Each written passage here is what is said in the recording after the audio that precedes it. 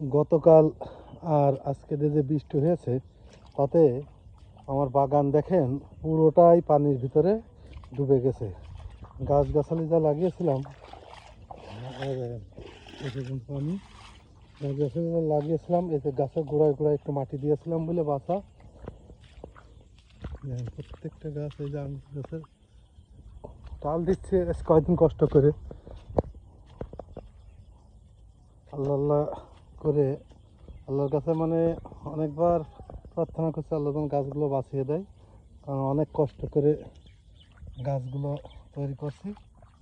এখন যদি গাছগুলো মারা যায় তাহলে তো খুব কষ্ট পাবো। জমিতে পানি বেঁধে গেছে, পাশেও পানি, এত পরিমাণ পানি হয়েছে যে আসলেই মানে নজিরবিহীন।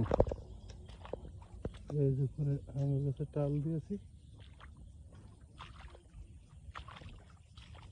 এই গাছগুলো এখন আল্লাহর রহমতে ভালো আছে। দেখা যাক শেষমেশ কি হয়। আমার এই আঙ্গুর গাছগুলো নিয়েই ভয় বেশি, কারণ এই গাছটাই হচ্ছে পানি সহ্য করতে পারে না একদম। এই যে গাছটা সুতলি দিয়ে এই যে টালে উঠে যাবে,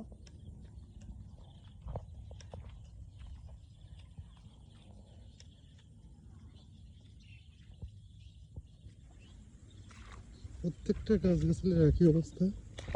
এই যে মাটি দিয়েছিলাম বলে গাছটা বেঁচে আছে, কিন্তু মাটির চারিপাশেই পানি। হ্যাঁ, মাটির চারিপাশেই পানি আর পানি।